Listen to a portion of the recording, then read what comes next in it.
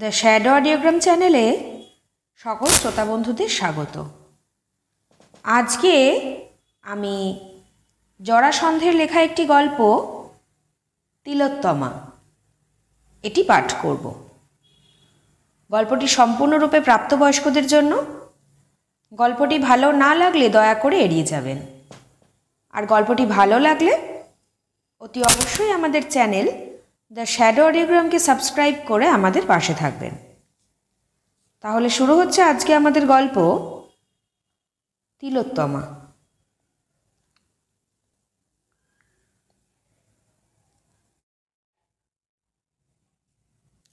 অত গভীর মনোযোগ দিয়ে কি দেখছো?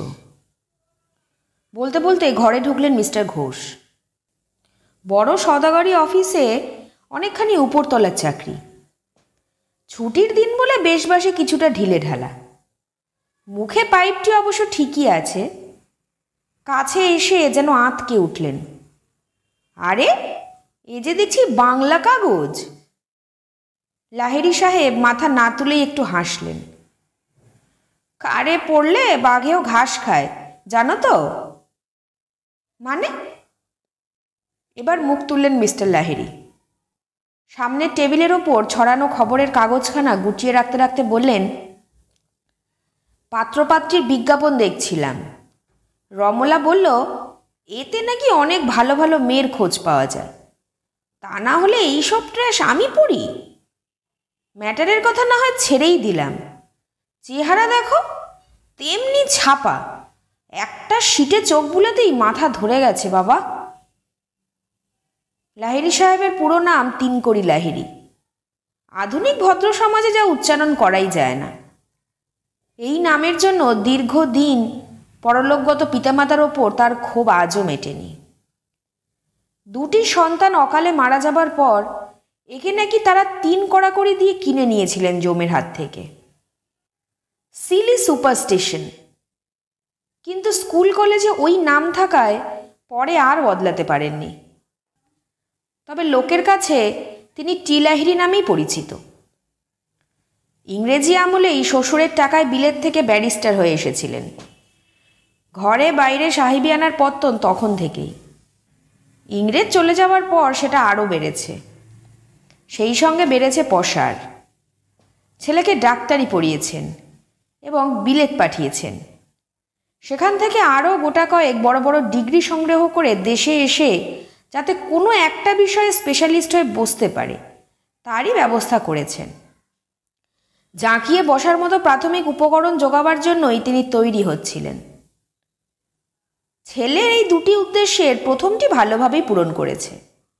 অর্থাৎ তার নামের পরে এমন কতগুলো হরফ যুক্ত হয়েছে যা বিধান রায় প্রমুখ 4 জন অন্তত কৃতি ছাত্র ছাড়া আর কোনো ভারতবাসী আজ পর্যন্ত অর্জন করতে পারেনি।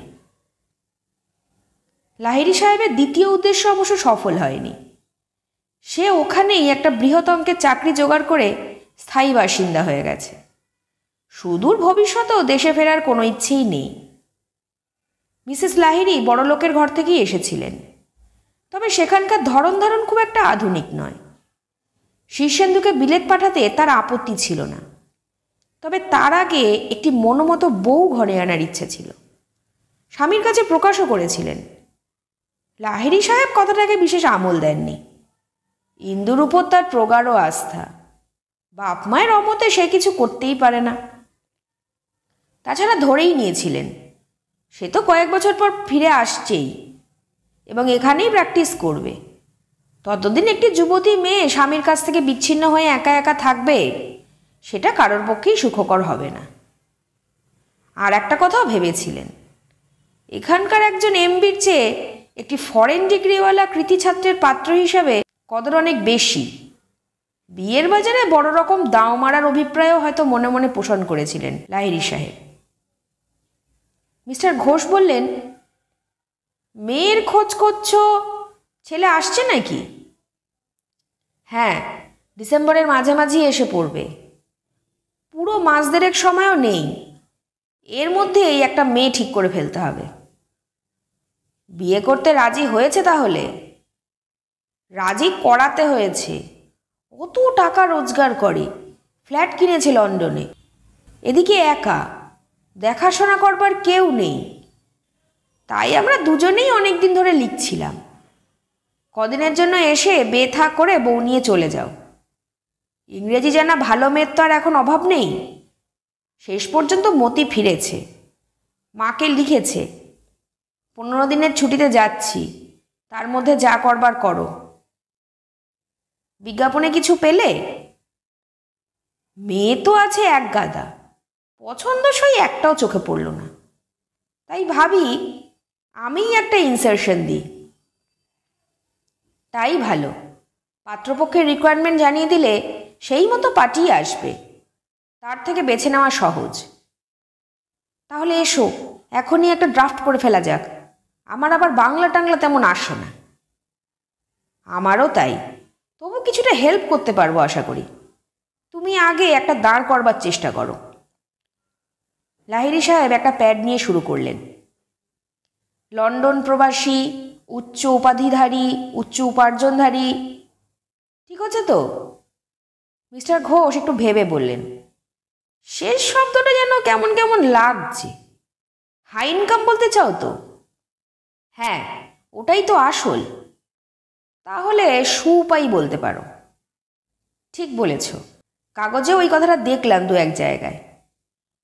মিস্টার লাহিড়ী লিখে চললেন, সুউপায়ী ডাক্তার পাত্রের জন্য প্রকৃত সুন্দরী, উজ্জ্বল, গৌরবর্ণা, দীর্ঘাঙ্গী, উচ্চশিক্ষিতা, স্বাস্থ্যবতী, লাবণ্যময়ী, মধুর স্বভাবা। আর কি লিখব? উচ্চশিক্ষিতার পর ব্র্যাকেটে লিখে দাও, ইংরেজি ভাষা ও কথাবার্তায় বিশেষ বুৎপত্তি সম্পন্ন। ওটাই তো আগে দরকার। অনেক এমএ পাস মেয়ে পাবে, 2 লাইন ইংরেজি বলতে পারবে না। সেরকম হলে তো আর চলবে না। ঠিক বলেছ। এবার তাহলে শেষ করি? না, রমলাকে একবার জিজ্ঞাসা করা দরকার, তার যদি কোনো ফরমাইশ থাকে। মিসেস লাহিড়ীকে ডেকে পাঠানো হলো। তিনি খসড়াটা শুনে বললেন, আসল কথাই তো বাদ দিয়েছ। ভালো বংশের মেয়ে হবে, সংসারের কাজকর্মও জানা চাই। বয়সটাও বলে দাও, 20 বছরের বেশি হলে খোকার সঙ্গে মানাবে না। মায়ের সঙ্গে মেয়েও এসেছিল। সে বলল, আর নাচ গানের কথাও তো লেখনি, অন্তত গান না জানলে চলবে কেন? লাহিড়ী সাহেব যোগ করলেন, সৎ বংশজাত, গৃহকর্ম নিপুণা, সঙ্গীতজ্ঞা, অনূর্ধ্ব 20 বছর বয়স্কা ব্রাহ্মণ পাত্রী আবশ্যক। সদ্য তোলা ফটো সমেত যোগাযোগ করুন। ঘোষ সাহেবের দিকে চেয়ে একটু যেন কৈফিয়তে সুরে বললেন, আমার অবশ্যই জাত সম্বন্ধে কোনো অমত ছিল না, কিন্তু রমলার আবার বামুন না হলে চলবে না। রমলা সঙ্গে সঙ্গে বললেন, তা যাই বলো, আমার ঠাকুর আছেন, সেখানে আমি যাকে তাকে ঢুকতে দিতে রাজি নই। সবটা যখন পড়ে শোনালেন মিস্টার লাহিড়ী, ঘোষ সাহেব বললেন, এক কাজ করলে হয় না? অত কথা না বলে শুধু লেখো একটি তিলোত্তমা আবশ্যক, তাতে অনেক খরচ বাঁচবে, আর আমাদের বক্তব্যটাও ঠিক ঠিক বলা হবে। লাহিড়ী হাসলেন, তা মন্দ বলনি। বিশেষণের লিস্টিটা বড় বেশি লম্বা হয়ে গেল, কিন্তু কোনটা কাটা যায় বলো? মিসেস বললেন, কোনোটা কাটতে হবে না, ওই বেশ আছে, ছেলের যোগ্যী মেয়ে চাই তো। লাহিড়ীর মনে মনে সন্দেহ ছিল, এরকম অর্থাৎ এত অধিক গুণান্বিতা মেয়ে কারোর ঘরে আছে কি না। বললেন, দেখা যাক কীরকম রেসপন্স পাওয়া যায়। ফটো সকলে দেননি, অন্যান্য বিষয় পছন্দ হলে পরে পাঠাবেন বলে জানিয়েছেন। যে কখানা ফটো পাওয়া গেল তার মধ্যে বেশিরভাগই সরিয়ে রেখে দিলেন রমলা। তার ছেলে সত্যিই সুপুরুষ, সুতরাং মেয়ের রূপ সম্বন্ধে কড়াকড়ি করার অধিকার তার আছে। 2-3টি ছবি তার নজরে পড়ল। বাকি চিঠিগুলো পড়বার পর স্বামী স্ত্রীতে পরামর্শ করে মাত্র 2টি পার্টিকে ছবি পাঠাতে লেখা হলো। কদিনের মধ্যেই ছবি এসে গেল। তারপর ঘোষ সাহেব, তার স্ত্রী এবং আরও 2-3টি আত্মীয় বন্ধু নিয়ে নির্বাচন সভা বসল। ঘণ্টা 2-এর অধিবেশনে নানা তরফ থেকে বিচার বিবেচনা করে 3টি কনেকে দেখতে যাওয়া স্থির হলো। দেখার পর আবার এক দফা দীর্ঘ আলোচনা। তাতে কোনো স্থির সিদ্ধান্তে পৌঁছানো গেল না। কোনো না কোনো বিষয়ে মতানৈক্য দেখাই দিল। তখন ঠিক হলো 3 জনের একটি সিলেকশন বোর্ড গঠন করা হোক। পারিবারিক বন্ধু ও বিচক্ষণ ব্যক্তি হিসাবে রইলেন মিস্টার ঘোষ। চেহারা, শিক্ষা, কণ্ঠস্বর, রুচি, আবভাব ইত্যাদি বিষয়ের একটি দীর্ঘ তালিকা তৈরি হলো এবং প্রত্যেকটির জন্য আলাদা আলাদা নম্বর বসালেন 3 বিচারক। এমনি করে যারা প্রথম, দ্বিতীয় ও তৃতীয় স্থান অধিকার করল তাদের মধ্যেও অনেক অমিল রয়ে গেল। বোর্ডের একজন মেম্বার যেই মেয়েকে ফার্স্ট বলে ঘোষণা করলেন, অন্য একজনের মার্কশিটে তার স্থান হলো সেকেন্ড। তখন নিজেদের মধ্যেই একটা রফা করে একটি পাত্রীকে নির্বাচন করা হলো। সে সত্যিই তিলোত্তমা। ঘোষ বললেন, আমাদের কাজ তো চুকলো, কিন্তু ছেলের পছন্দ অপছন্দ জানতে হবে তো। সে সময় কই, বলে উঠলেন লাহিড়ী। 3 দিন পরেই সে এসে যাচ্ছে, থাকবে মাত্র 2 সপ্তাহ। তার মধ্যেই সব কিছু মিটিয়ে বউ নিয়ে চলে যাবে। কনে পক্ষকে তো তৈরিও হতে হবে, আমাদেরও একটা আয়োজন আছে। একেবারে নম করে তো আর সারা যাবে না। কাজেই আমাদের সিলেকশনই ফাইনাল।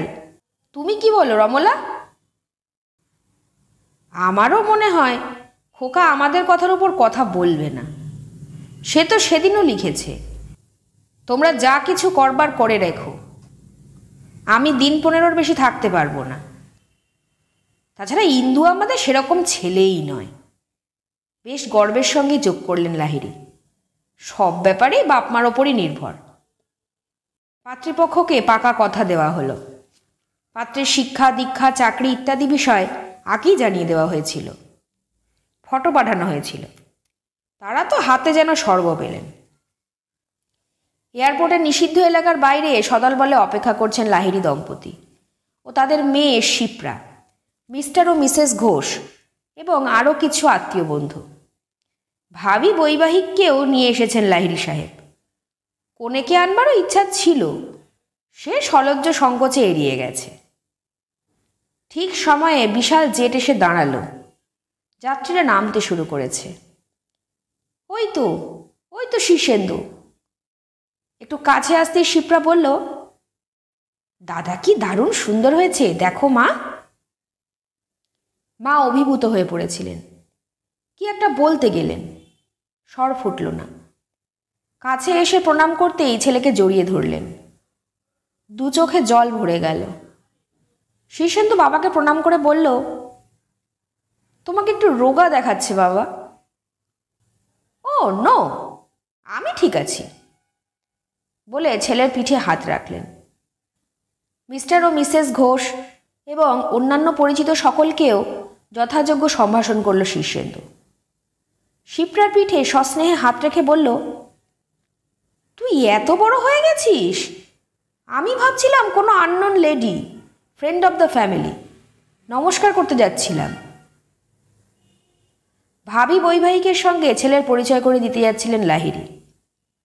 সেই মুহূর্তে শীর্ষেন্দু পিছন ফিরে একটি মেয়ের বাহু ধরে এনে দাঁড় করালো ওদের সামনে। ঘোর কালো রং, ঠোঁটে গাঢ় লিপস্টিকের প্রলেপ, মোটা সোটা, বেঁটে, চওড়া কপাল, সামনের দাঁত দুটো ভীষণ উঁচু। পরিচয় করিয়ে দিল, মিস নুবুটু, মাই ফিয়ান্সে, আফ্রিকার মেয়ে। ওর বাবার লন্ডনে মস্ত বড় হোটেল আছে, ও সেসব দেখাশোনা করে।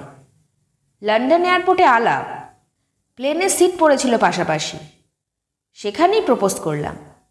She has agreed. ইন্ডিয়া দেখতে এসেছে, একসঙ্গেই ফিরব। বর্ণনাটা যাদের কাছে দিচ্ছিল তারা যেন সকলেই প্রচণ্ড ইলেকট্রিক শক খেয়ে অচল হয়ে গেছেন। কারোর কোনো সাড়া পাওয়া গেল না। শীর্ষেন্দু বাবার দিকে চেয়ে বলল, আমি তোমাদের সঙ্গে যেতে পারছি না, ওকে গ্র্যান্ড হোটেলে পৌঁছে দিয়ে পরে যাচ্ছি, তোমরা চলে যাও।